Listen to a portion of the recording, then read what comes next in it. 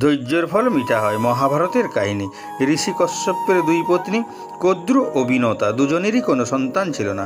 ঋষি কশ্যপ পত্নীদের বললেন, আমি সন্তান প্রাপ্তির যোগ্য করব, কার কি ইচ্ছা বলো। কদ্রু বললেন, আমি 1000 বলশালী পুত্রের জননী হতে চাই। বিনতা বললেন, আমি 2 পুত্রের জননী হতে চাই, কিন্তু কদ্রুর 1000 পুত্রের তুলনায় অধিক বলশালী হবে। যজ্ঞ থেকে উৎপন্ন 1000 ডিম্ব কদ্রুকে দিলেন এবং 2টি ডিম্ব বিনতাকে দিলেন। ঋষি কশ্যপ বিনতাকে বলেন, ধৈর্য ধরে অপেক্ষা করতে হবে, কেননা এই ডিম্ব 2টি হইতে পরাক্রমশালী 2 সন্তানের জন্ম হবে। এই বলে ঋষি কশ্যপ তপস্যার জন্য পাহাড়ে চলে যান। কিছুদিন পর কদ্রুর 1000 সন্তানের জন্ম হওয়ায় কদ্রু আনন্দিত হয়। কিন্তু সময় অতিবাহিতর পরও সন্তান জন্ম না হওয়ায় অধৈর্যের বশবর্তী হয়ে একটি ডিম্ব ভেঙে ফেলেন।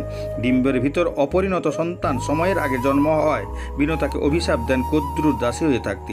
পরে ধৈর্য ধরে অপেক্ষা করায় বলশালী গরুরের জন্ম হয় এবং বিনতাকে দাসত্ব থেকে মুক্ত করে।